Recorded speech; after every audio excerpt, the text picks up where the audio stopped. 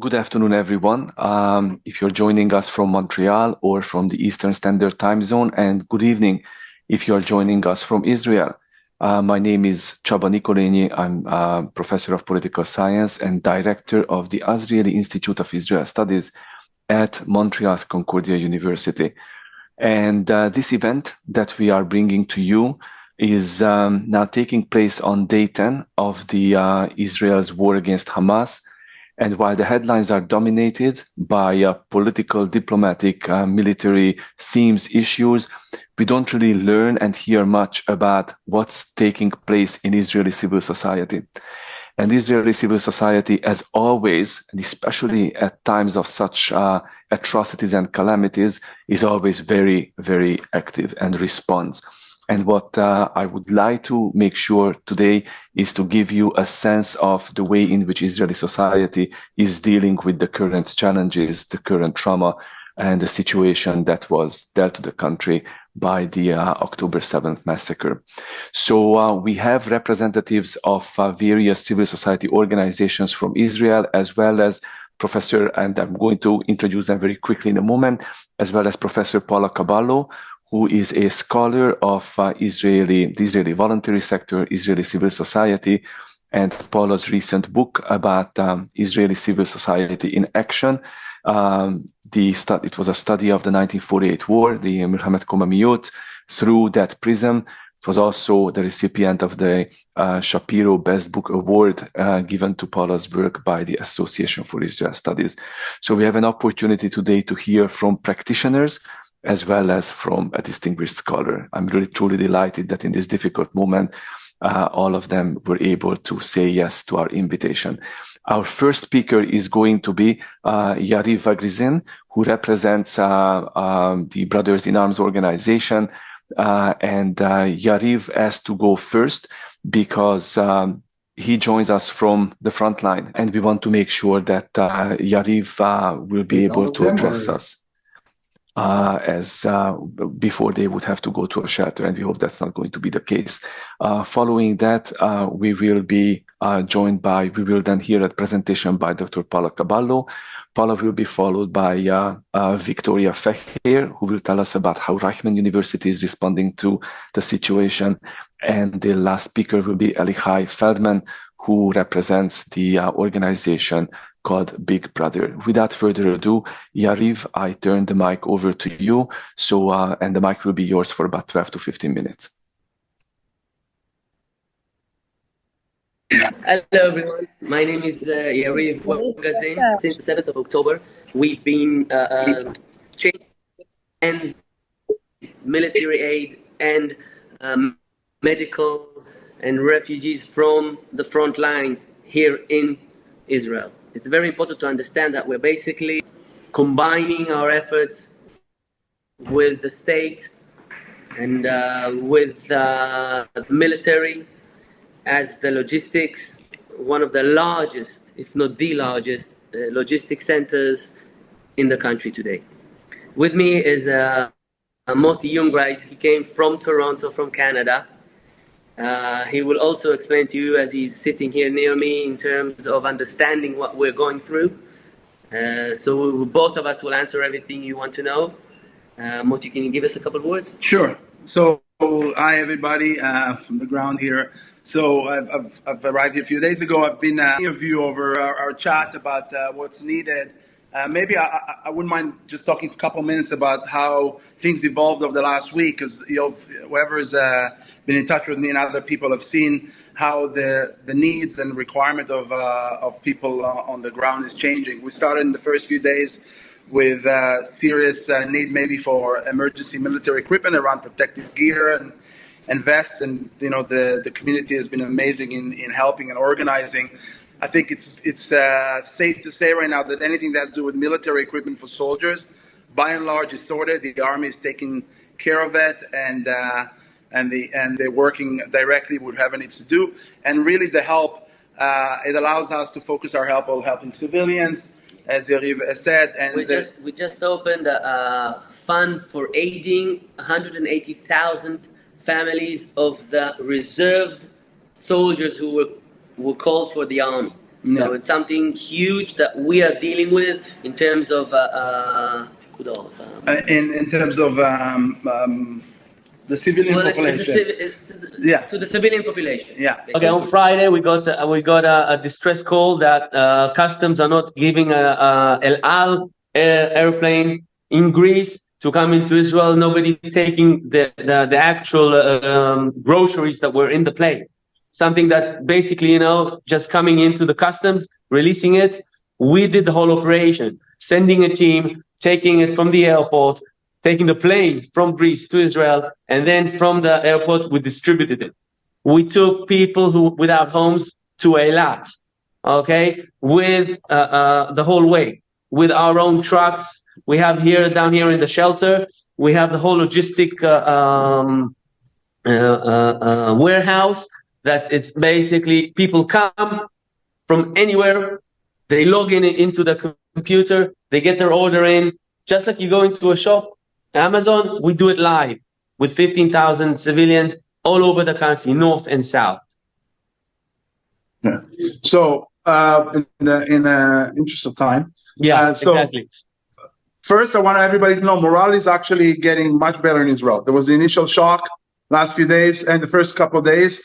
The total shock. Obviously, I don't need to explain why. And then I think everybody here united behind the effort. I think everybody understands that a radical change has to happen, has to happen this time, and that we need to obviously make sure that Hamas doesn't have the arms going forward. And obviously, priority number 2 or 1 is to return all the hostages alive. There's obviously the whole country is united behind that. So that's important. And I know the Jewish community everywhere around the world is united behind that. We obviously also, you should know, because everybody who's on my charts knows that the longer the war here and the longer we have to do that, the more anti-Semitism you're going to experience in around the world. That's your war. That's our war. Everybody lives outside Israel, is to make sure that we're also united around that and find ways to deal with that. That being said, we welcome all the help that everybody here is doing. Please feel free to contact me on specific requests or opportunities to help. I can try and direct people in the right direction.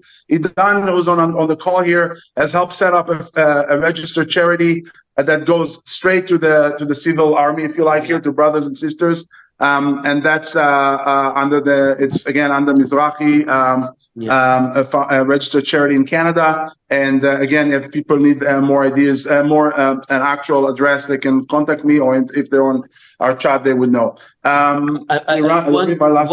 One important thing is that we get, I call it from bottom up, all requests from families, missing people. We have a logistic here, just in a couple of rooms from here, which is an AI computerized high-tech, completely from large high-tech companies, okay, which the army is sitting with us. It's like a very hush-hush place, which is physically finding people, who were slaughtered in the party, and finding them, combining pictures, and notifying the families. It's been done by us, by brothers and sisters. It's unbelievable that I need to explain it, but we had Belkin visiting us 3 days ago. The Secretary Belkin, from the United States. He came first to us. Then we have in the combined parliament, Benny Gantz, former defense minister here. We have all kinds of high shock people who want to see how we operate in order to help us help them. This is why we're on these calls. We've been going through the whole communities to explain it, that the 15,000 citizens volunteering out of nowhere just stood up one day or 2 days it took us, and we're doing everything we can, and we need the support. We need to understand that it's not a small organization. It's not something that you don't know where the money is going to. It's not something that is not completely organized like a military operation, because the people who are standing at the top of the line are people who came from high officers, okay, entrepreneurs, the business forum just gave like 10 million shekels today, this morning, through us. People are coming to us to understand the needs of Israel. This is the importance of our request, of our helping or explaining what's going on here. I think we have time for questions. Yeah. Maybe we can sneak in one question, and if hopefully you can stay with us until the end for more questions. Let me just see if there is a quick reaction now. No. So, and anybody who wants to leave a question or comment, please put them in the chat. That would be the most effective way of doing that. And one quick question is whether there's a Canadian charity for you. And maybe the answer is yes. So that question, so we can definitely facilitate maybe the information. So we can save the question and just also contact either me or Moti and or Idan Mizrahi. Or Idan Mizrahi is there. Yeah, the guy who is set it up. Yeah. Wonderful. Thank you so very much. And now let me turn it over to Dr. Paula Kabalo. So first I want to start by thanking Yariv and Yotam and all their friends. Moti, sorry. So I think every Israeli feels gratitude to them and to all the people that are doing this daily work, including some of the more difficult, unthinkable tasks. Here in Midreshet Ben-Gurion, we are kind of a community that has doubled or tripled itself. And we just added some of those people that probably passed through you guys. We added them into our community. So we're experiencing the results of your work on our end. And now I'll do what I was asked to do. I'll take you back in time, and maybe it's not bad. Maybe we need it a bit. So allow me to take you to a very short historical journey, and I will very soon start the comparisons. So I call this event between myself, I call it our second 48. To a great extent, it feels as big as that. A second 1948 war, a second war of independence. I think it's still too early to see how it will affect us after the war, but clearly we're experiencing this as an existential event. So looking at the civil society aspects of the War of Independence, which I have been doing that throughout a few years now, let me point out to some of the patterns and characteristics of the self-organizing or the civic associations that were set up in order to deal with the challenges of the War of Independence. So one characteristic was that many of those associations, and we're talking about hundreds or maybe thousands, were grassroots, were local, were spontaneous, and they gathered around a common plight. And then others leaned on existing organizational frames, maybe a little bit like the description that we heard now, but much, much smaller, and now shifted. When the war started, they shifted in accordance to the plight. And finally, there was the type of associations that leaned on a broader countrywide and created coalitions. I guess the most famous of them was the women's organizations that created this countrywide coalition, even international coalition, that had this broad observation. The three major plights that civilians had to deal with in 48 were displaced communities, IDPs, very similar, many similarities with today. Another plight was the horrific economic crisis due to the destruction of the sources of livelihood. And the third one had to do with the general casualties of the war, which was fallen soldiers, wounded, and POWs. Again, similarities are clear. However, there was a unique common characteristic of the 48 associational endeavors, and that is what I call a self-help attitude. Most association initiatives evolved from within, from those who were directly affected. Many of these grassroots initiatives created links and bridges to other players, Parallel, and also to others who held official authorities, whether it's parties, political parties, municipalities, settlements, movements, and governments. But the grassroots was the one who reached out. A major objective was to advocate for the affected. That's advocacy was a major thing. So services was definitely not the only thing that they were aimed to achieve, but to raise the awareness of their plight in the first place. Again, I think that's different from today. I will say a few words about that. To receive a recognition for their plight.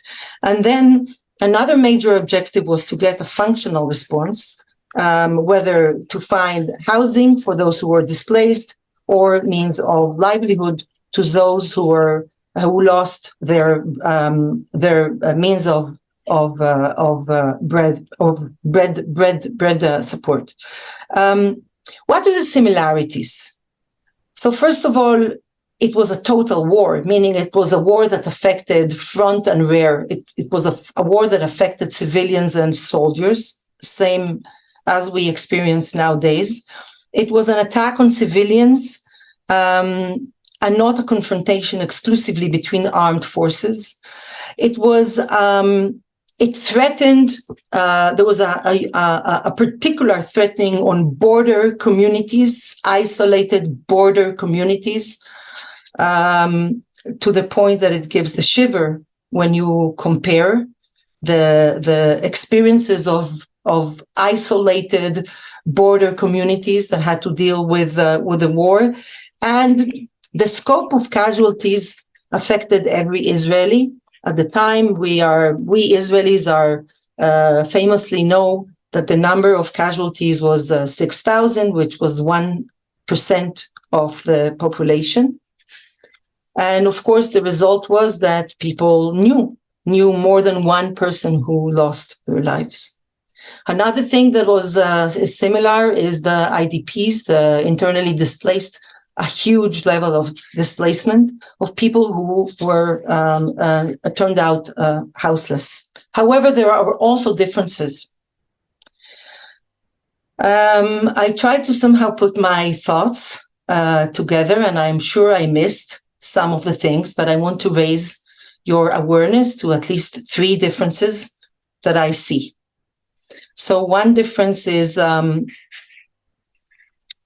ratio between casualties, civilian and soldier casualties.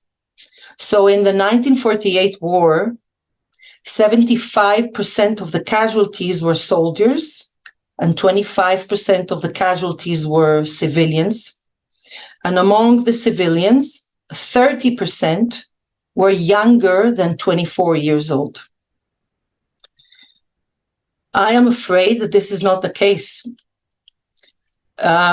We don't know how this will evolve, but anything that I'm saying is only based on what we know and what we already know or can evaluate or can estimate. It seems that at this point, it's almost the other way around. Meaning around 2/3, maybe I'm wrong, but that's my impression. Around 2/3 of the first shock, devastating number of casualties are civilians. I hope no more casualties will be added. We all pray. But this is the point. This is how we started this event, with 2/3 casualties that are civilian and 1/3 that are soldiers, which psychologically, of course, has a different effect. And let me add that many children in this case, and also multiple casualties from one family. I want to explain that I want to point out that in the 48 war, many of the isolated settlements were aware that this could happen. So they evacuated the children and the elderly and the woman, other than the woman who had a combat job. So the result was that they were aware that such a horrific thing could happen. So they took them out. And even in the Negev, in the Western Negev, in the same Western Negev, they were later in evacuating the children, but then when the Egyptians invaded, they were able to rescue the children on time. That was not the case here. Another thing is, how long did it take? So in 48, the casualties are horrific throughout the whole year. The war takes place more than a year. And here, we still don't know what the casualties are going to be, but one day, I mean, the numbers in one day are shocking. There are no words. And finally, let me say a word about, I don't know, what I guess we call it in history, the immediate memory of the people that are in the situation. In 48, many of the people who lived in the country had an immediate memory of the horrific riots that took place in 1929. For many of you, that's what people remember as the Hebron massacre. The Hebron massacre took place in 1929. It wasn't the only massacre that took place in that violent event. And the trauma was very present in the memory. And that's why I believe, that's my estimation, but that's why there was a very strong awareness that as the minute that tension started, the kids have to be taken out. There was a strong awareness that that horrific event could repeat itself. 75 years later, I guess Israelis, part of the coping mechanism, that memory was not as strong, and and also the sense of threat, I guess, wasn't as strong, and the result is this horrific result that none of us can grasp or adjust or digest or even want to address. I want to give you a point for hope. So in 2023, believe it or not, I see a higher level of solidarity, of social solidarity. Believe it or not, I know we have this image of 48, that 48 was the highest level of solidarity, but 48 was very tough for civilians and for everyone. And also people were poor. So if you were displaced, you had to live in a staircase, sometimes for 9 months. Families had to find a shelter in a school, sharing one room, 7 families. So at the end of the day, when I hear, and I will still hear, the stories of the amazing civil society activists that are participating in this webinar, in this event, I'm sure that they will tell us what I know because of my own community, that we have better conditions to offer to the evacuees. So there's more affluence in society to assist those who are in need. There's also accumulating experience of civilians. Many communities in Israel have automatically their own war room, their own emergency committee, and then immediately every person knows its role and starts to function. So everything is much more efficient. Third, there's a certain distinction between not full, but a certain distinction between home front and between the front and the rear, Eilat, Yam HaMelach, even here in Midreshet Ben-Gurion, that we can provide a sense of safety to the people who found shelter here. So there is this distinction that in 48 hardly existed. Fourth thing, most Israelis experienced wartime and security crises, and they want to be involved. The Israelis want to be involved. We have to be involved. We can't, most of us just need it. We need it for ourselves. We need it. We need to be involved. And this action gives us a sense of I would say, purpose and a way to somehow deal with the pain. And finally, it became a norm. Civil society, voluntary action, civic associations, working together voluntarily in war times became a norm in Israel. In a way, this is kind of, that's what we do when things get so bad. All of this did not exist in 48. Think of it. It was a very poor state. Everybody was devastated and there were no facilities. So most people who went through the plight, they were quite alone for quite a long time, and they created coalitions amongst them, but it took a long time before anyone could hear them out, which is not the case here. So finally, to conclude, what should we bear in mind? So first of all, as we hear from the first speakers, coordination. We don't want to exhaust resources. So to coordinate with the state, to coordinate with the army, that's very important. Secondly, attentiveness. Let's not enforce aid. We have to hear what they need. Let's see what they want and not what, okay, we can all create amazing cakes, but maybe cakes is not what is needed. Maybe there's a much more broader variety of needs. And those of us who are lucky to be able to be in the side of those who provide, we have to listen and see what are the needs and then be as efficient as we can. Thirdly, information. Not less than services, people need information. And of course, needless to say, the families of those who were abducted, they need information. Information is needed in all fronts. Information also for those who are in stress. Information is very important.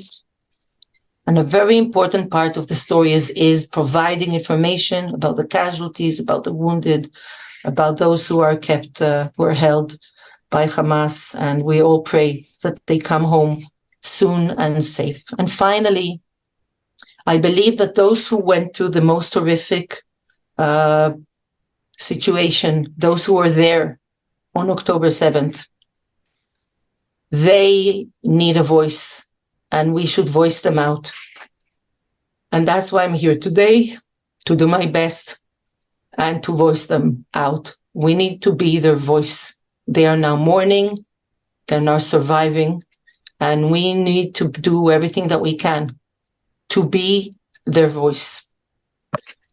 So this is history and reality combined. Paula, that was beautiful. Thank you very, very much. And thank you for giving us not only an important lesson in history, but also a hope as we are all healing together and as we are helping those that are in even greater need of support and help. So thank you. Thank you for being their voice. Thank you, Paula. Let me turn the mic over to Victoria, who will tell us about the current situation from the perspective of Reichman University. So Victoria, please come on the screen. Okay, thank you so much. First of all, I want to thank everyone for coming to this meeting. I think it's very important, first of all, to also educate yourselves and also really to be able to dive deep and to help as much as you can in Israel. So as you know, my name is Victoria. I am originally from Canada also, so I resonate a lot with this. I moved to Israel 10 years ago, and I have just finished my master's in political science at Reichman University, where I also work as a faculty member currently, as a teaching assistant. So since everything broke out and the horrendous massacre occurred on last Saturday, I have been attempting as much as I can, since I haven't been called for reserves, to truly be able to help as much as I can within my community, whether it was through the city hall of my city or through my university, Reichman University. Reichman University has been doing an incredible initiative trying to give soldiers, alumni of the school, any type of equipment that they're missing, food, clothing, anything possible that they need, because since the reserves were called at such short notice, there is some things missing, and also some people are stuck in very remote areas. I have been trying to gather through my social media any equipment that my friends are currently missing, people that don't have families in Israel and truly just need help. We've also been working on giving people in the South who who were massacred and their families were killed and are now currently in homes in the center of the country. We've been trying to give them clothing. We've been trying to give them food, anything to give them truly just a feeling of home. I've also asked the Azrieli Institute to share some links for donation drives through my friends that are from abroad that have come to Israel right now to serve in the army, and they're all international. So it's through PayPal, through Venmo, through bank transfers, to be able to just give people the equipment they need. And of course, we just need to stick together. And I'm trying to keep this as short as possible, but I'm available for any questions if needed. Thank you very much, Victoria. Thank you for this very inspiring summary from the perspective of another university. And now we'll have time for Q&A. Let's now turn it over to Elichai, who is going to tell us about how Big Brother is responding. Thank you, Chaba. So my name is Elichai Feldman. I'll give a small personal introduction. I'm originally from Johannesburg, South Africa. So any accent, anyone doesn't understand my accent, just stop me. So I'm originally from South Africa. I grew up in a Zionist house and a Zionist school. And these are things which really gave me the motivation to make Aliyah at the age of 19 alone. I came to Israel as part of a lone soldier program, and I drafted at the age of 19 to the paratroopers. It was a very fulfilling and amazing experience of 2 years and 8 months, where I was able to serve on many borders around Israel, the Syrian border, Gaza. I was there a lot, which is increases a little what's been going on is a little bit more personal in a way that I know the area like the back of my hand. I'm very very familiar with the area, with all the settlements there, and just hearing everything on the news, hearing the areas that were affected, really brings to mind. But I finished my service without not too many major events. I finished in 2020 and immediately went to Reichman University, where I've just finished a degree in a bachelor's in business administration and finance, and just started a job in finance, which actually the first day was pushed off because of the war. And I personally am not able to do reserve duty because of personal injury. But instead of that, I'm trying to contribute as much as I can through my volunteering. So I've been 3 years in Ach Gadol, which means Big Brother in Hebrew.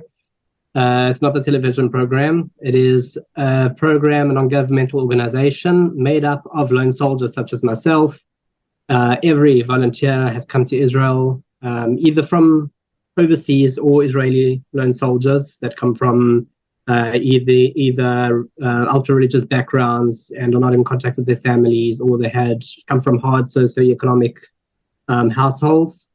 And each one of these volunteers basically gives the lone soldier, each one takes on between 1 and 4 lone soldiers, not more than that, because the whole point of the organization is to accompany a lone soldier, or 2 or 3 or 4, as part of a one-on-one experience. This is something that not any other lone soldier organization has, because there are plenty that offer logistical support, that offer housing, that offer food, that offer donations. And our organization doesn't offer anything. It doesn't have any logistics, no food, no nothing. It has volunteers, and those volunteers they give one-on-one accompaniment to a lone soldier.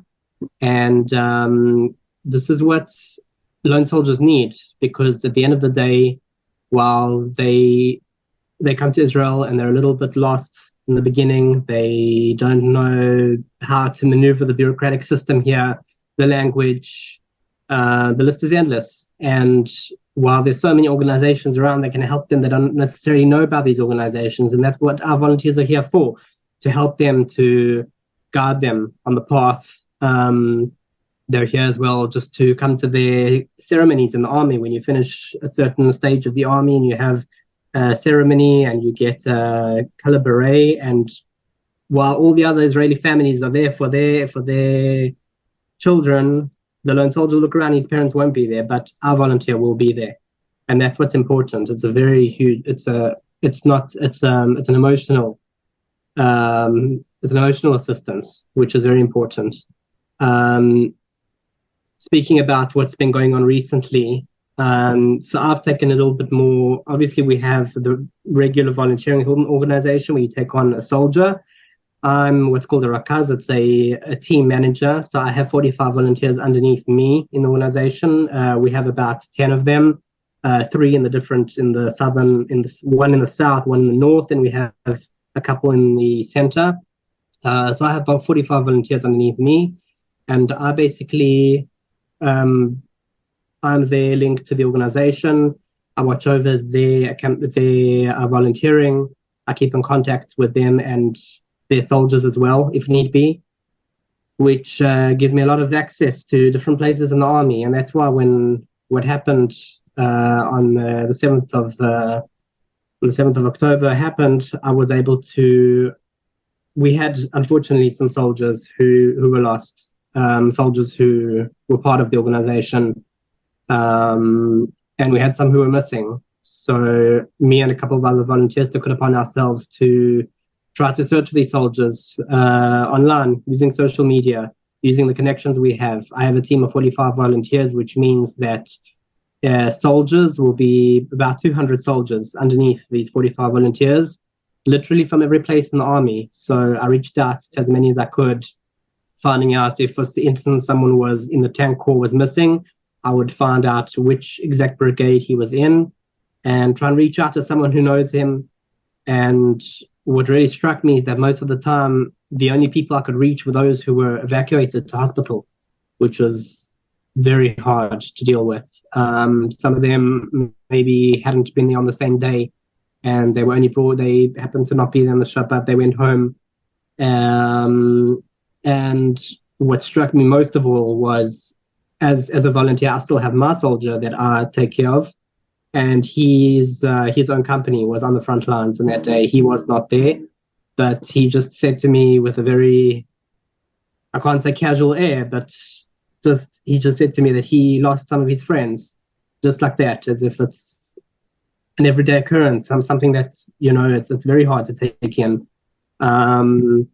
What I realized is that it's not as easy as I thought it would be to find the missing soldiers. At the moment, that part of volunteering isn't. We've mostly located everyone, apart from those who we've tragically lost. But I do want to speak more about the organization as a whole, because notwithstanding the war, it is an amazing organization which is like a family. It provides family for the lone soldiers and for the volunteers. We have a range of different projects as well. So besides for the basic accompanying a lone soldier, we've set up you can call it clubs all over Israel. Not club would be a center where lone soldiers who come home on the weekend can go there, and they have the volunteers come and just sit with them and talk to them and do different activities and exercises. We have 2 in Tel Aviv, 1 in Haifa, all over Israel. And these soldiers who come there aren't specifically part of the organization. They're lone soldiers who live at the lone soldier house. And so we can reach out to more lone soldiers and make sure that more have an Ach Gadol to be with them throughout their service. We try and get to Israeli youth who are even before their service. Not just Israelis, obviously, every type of lone soldier. And the newest project, we've just opened a housing project for people before their service, which is very special because a lot of places in Israel are very quick to take in soldiers. They get money from the army for doing so, but someone who's before service, they don't get any kind of pay for that. So it's a very special project. We have a whole range of projects which are credible and unique. One while as an organization we're trying to build ourselves. We've just celebrated our bar mitzvah, so to speak, an organization that's been for 13 years.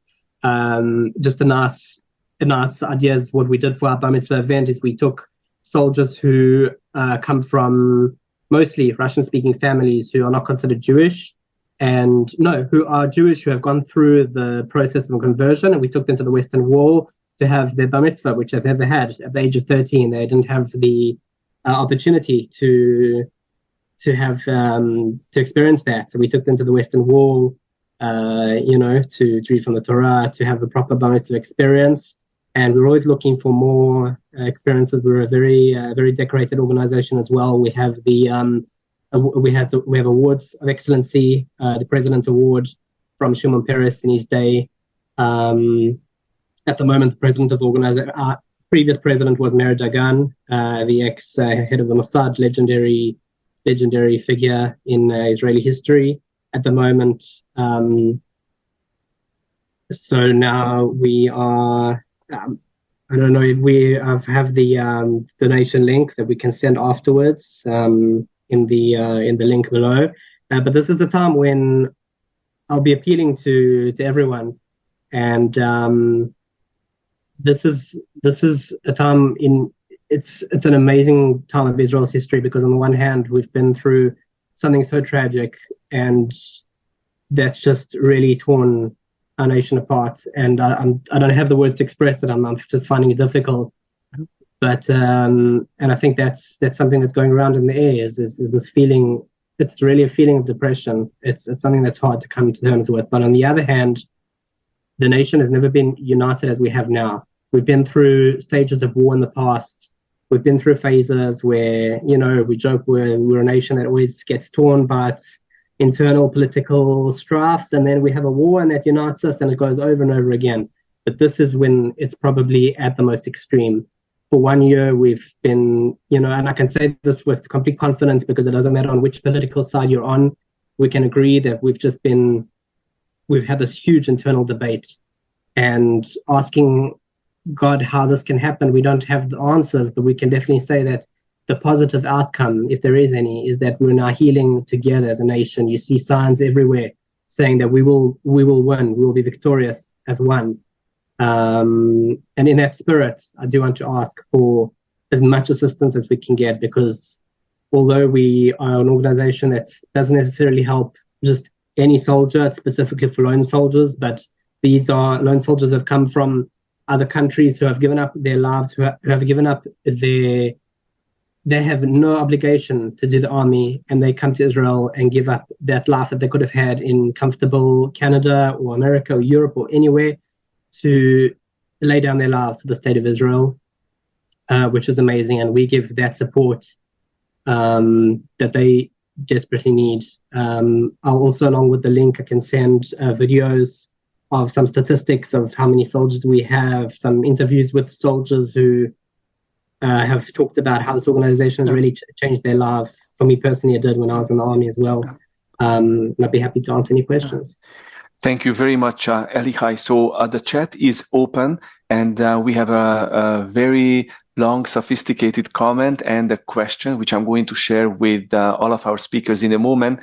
But maybe just to give others a chance to think about any comments they want to share, I would like to put a couple of questions to the entire panel.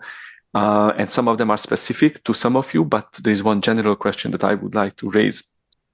My specific question to Paula is, Paula, can you tell us in a few words about how life on your campus at the Sde Research Institute has changed since October 7th? Are these changes, first of all, have there been any? You made references to some of these changes, opening up doors and hospitality to and safety to survivors and evacuees. But can you tell us a little bit about how some of these changes in your immediate environment might exemplify some of the broader processes that you describe, both from this atrocity and from 48? My specific question to you, Elichai, is whether you can give us a sense about women and young female soldiers in the organization or in a parallel organization. I mean, the language obviously that you used and you talk the organization is Gadol, and you brought the young Russians to celebrate their bar mitzvah. But what about young female lone soldiers? So can you give us a sense of where they are in this volunteerism, and maybe just tell us about the breakdown of male and female participants or volunteers among those 45 who are reporting to you. And my broad question to everyone is really picking up on what Paula said about the importance of listening to whom we want to help. And here I would like to ask everyone, Yariv, Moti, Victoria, and Elichai, also, if you could give us a sense of what you hear from the people you work with. What are their stories? What are their needs? When you ask them about how you can help or how your organizations, university can help them, what do you hear? What are some of the examples of, is it talking? Is it food? Is it information? Paula mentioned the importance of information, Elichai too. So that would be my broad question. And anyone who can answer, maybe we can wait for a couple of minutes or give you a couple of minutes to engage. And then I will share with you the question that came up in the chat. Okay, I'll be quick. So I'll just say that the Sde Boker campus is one of the southern campuses of Ben-Gurion University of the Negev, and it's located in a small town or village called Midreshet Ben-Gurion. Midreshet Ben-Gurion immediately responded to the situation by creating, I would say, a few circles of. There's a system that immediately started to operate as this was happening hours after. And the result is that almost every person in the community is connected to, I would say, a center of information that on a minute level distributes what are the needs, and from the smallest to the biggest, from fetching someone to fully furnishing an empty house. So I would say that the whole community, students and residents alike, are working in this. I would say our lives has changed completely because. We are pretty much very much around this. And of course, those of us who are at the university also have been very much aware of the fact we have international students. So I will say here that I salute the international students, that many of them decided that they stay. We were sure that most of them will leave. Of course, those of them who decide to leave, and if they will decide to leave, we will completely understand that. But many of them, until now, decided to stay, although for them as internationals, this is a very unfamiliar situation. So one of the things that we have been doing was also to try and create a system of self-support between the international ones. However, let me emphasize that Midreshet Ben-Gurion is safe, Baruch Hashem. So we're not the issue here. The issue is those who were there and the soldiers who are now there, and we are doing our best to, I guess, to be that to provide as much as we can to those who are in need. Thank you, Paula.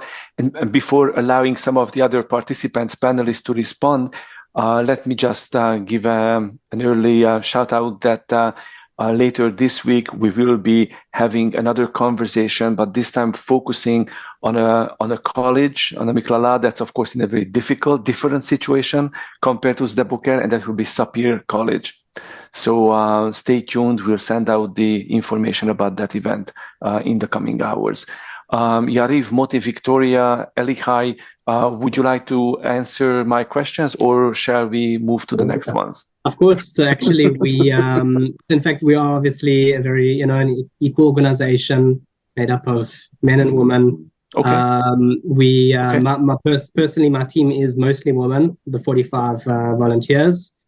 But it's important that you mentioned that we actually had recently an event called Achot Gdola, just for the women of the organization to come and speak about, it was the first of its kind.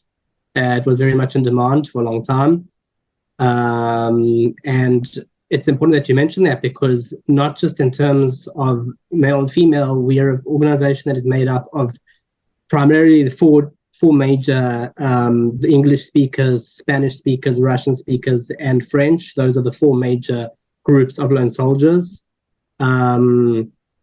Obviously from everywhere, but those are the major ones. And one of the pillars of the organization is diversity.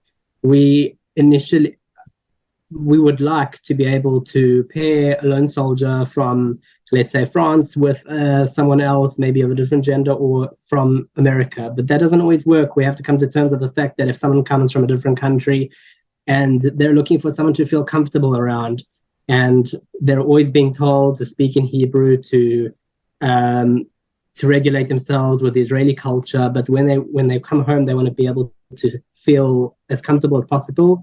And that will most probably happen with someone who is like them, who understands them. And so we will try, and our pairing system is it's very complex, but we always try and have the before we pair up a soldier, we ask him what his preferences are with the volunteer as well, hoping the volunteers will want to take on anyone. That's the ideal. And especially with Israeli lone soldiers who come from a very complex background, we try and pair them up also with Israeli lone soldiers, not with someone who's come from overseas and doesn't understand their particular culture. But as an organization, we all speak Hebrew together in the events. We're very equal, very diverse, and we put a focus on that. Yeah. Thank you, Elichai. And from Victoria and Yariv, if you want to respond to this. Yes, I wanted to respond to the question of how people react when we give them equipment. And I want to say that it's been the most heartwarming experience. I think what's incredible about it is, wow, we just had an interception from the Iron Dome very close to my apartment. So it was a bit scary. We just heard it. Sorry. We just wanted to tell you that we're under attack. I mean, as we speak, guys. Oh, there's another one. Okay. My daughter is calling me on the phone. We're on the phone Zoom. Yeah. Yariv, you're muted. You guys are muted. Okay. Maybe they had to run. Maybe. We had a couple interceptions, but God bless the Iron Dome. So I just wanted to say that Israeli society is incredible. Everyone is coming together and truly just wanting to help each other. And the feedback we've gotten from volunteering, which I can't even explain with words how heartwarming it is and how lovely it is to know that you're helping and people are actually receiving it. It's very sweet. And it's just a really good example of the Israeli nation, the Jewish people, and all of our supporters around the world, which is truly incredible. Thank you, Victoria. Yariv, are you back? Yeah. Can you hear us? Yes. I want to emphasize absolutely, it's amazing what every single person as an organization and as a private person is doing. It's Ach Gadol, it's De Boker, it's Reichman, everyone is participating. The reason I'm saying it because, sorry to say this, Paula, but nobody almost is safe today because this is a battle which we have not encountered yet. Okay, we have not encountered. Hopefully we won't. The north side. Okay, hopefully we won't have it from the Gaza, not the Gaza Strip, the West Bank. Okay, we don't know. Okay, now this, I'm emphasizing it because the magnitude of what is going on today from north to south by every citizen, okay, is the cry for help on one hand.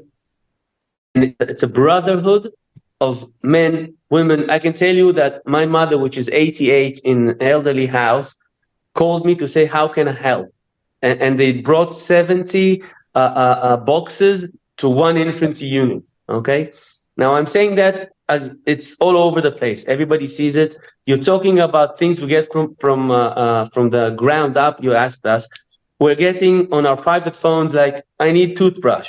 I need warm clothes. I need to find my mother. I need to have batteries. I need a helmet.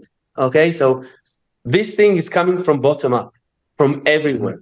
Now, to organize this kind of a thing in 4 days, in terms of 15,000 people. Sorry to take the focus to brothers and sisters, and to be able. I'm sure that Victoria is sending. We have like a link of aid of transportation.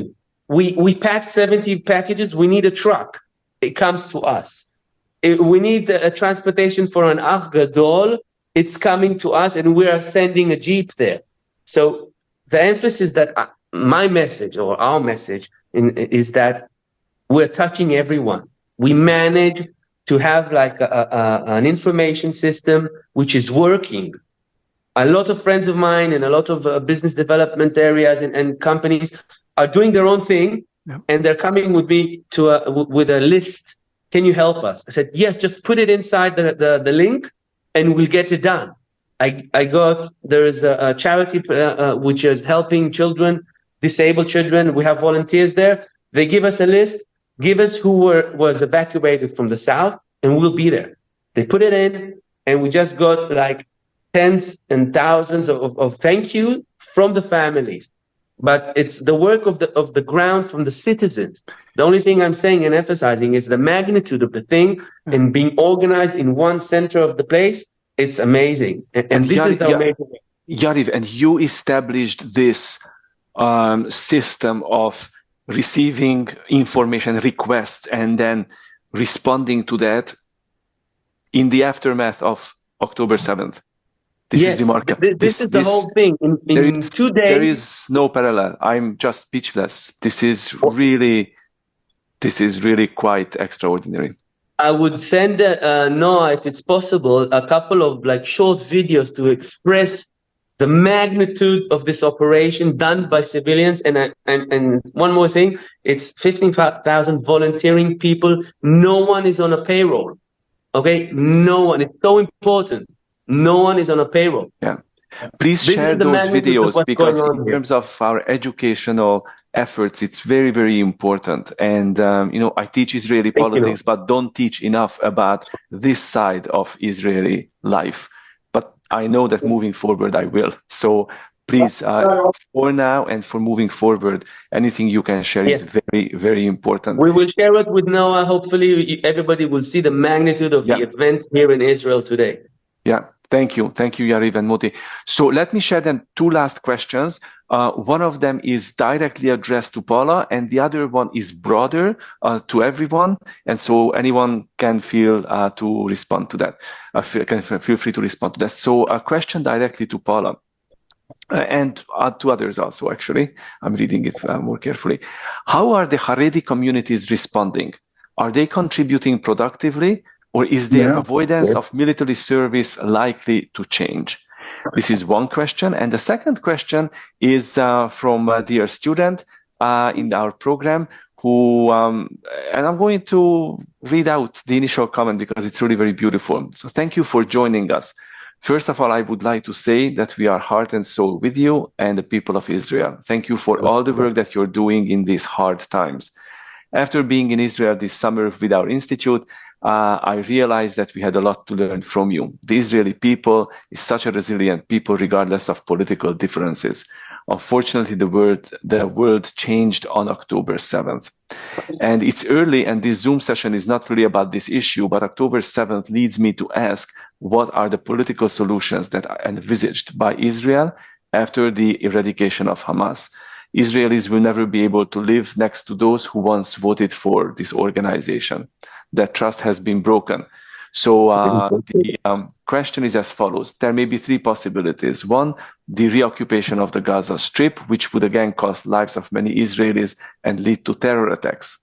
Solution number two, giving the Strip to the Palestinian Authority, but knowing how Abu Mazen doesn't take care of his health, this would inevitably lead back to the first. And finally, the most logical solution is a peaceful relocation of the people of Gaza into Egypt. There are 400,000 families, and this would end up costing around $8 billion to the international communities, to the community, according to many people who are in Likud, but prevent conflict and ensure lasting peace regarding Gaza.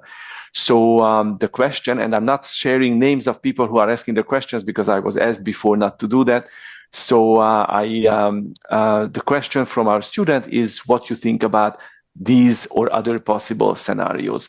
So the first question about the Haredi community in terms of their contribution to these voluntary actions that we have been talking about. The second question is more political in nature.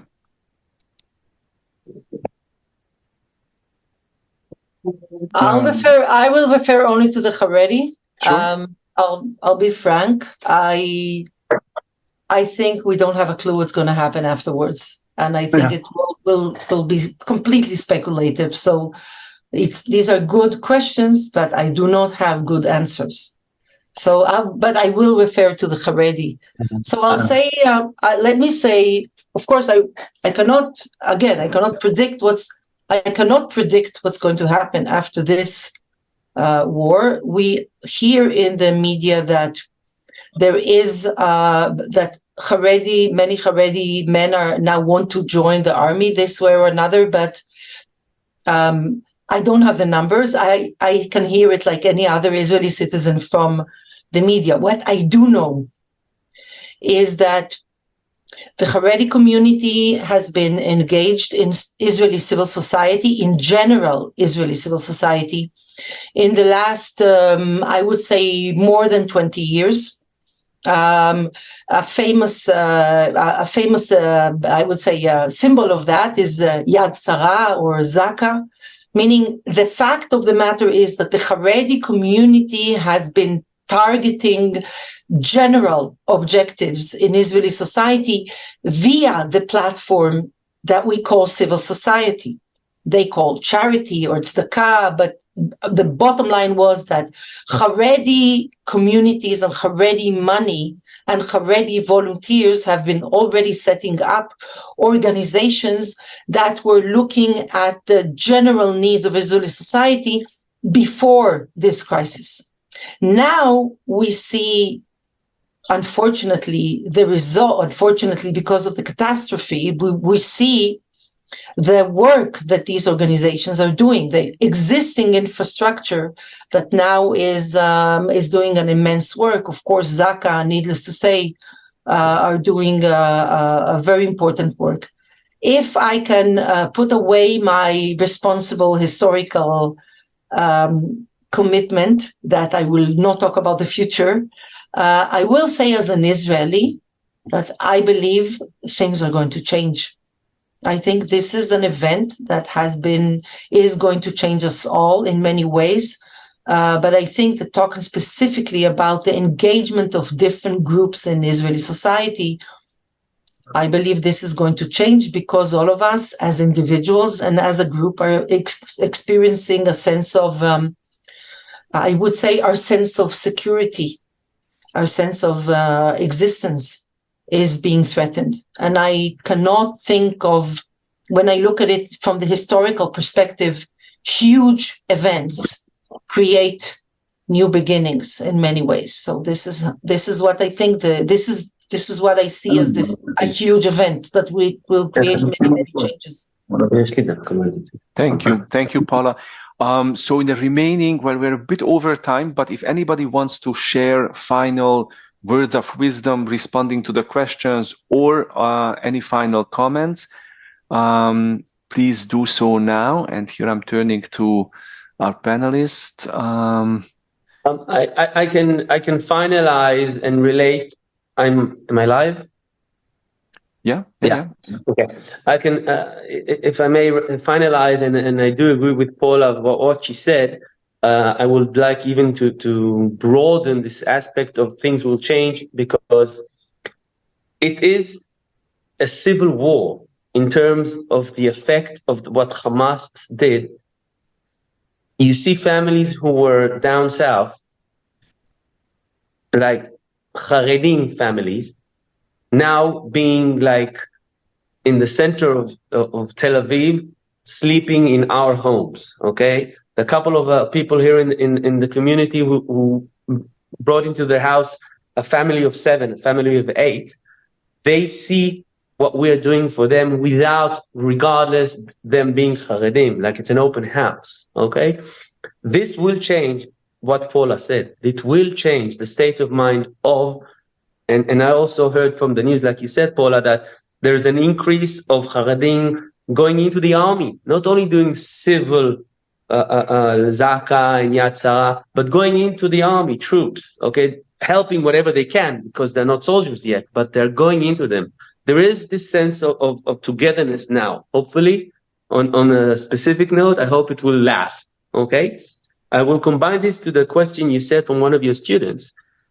Israel now is not concerned, okay, in that question in terms of deciding now.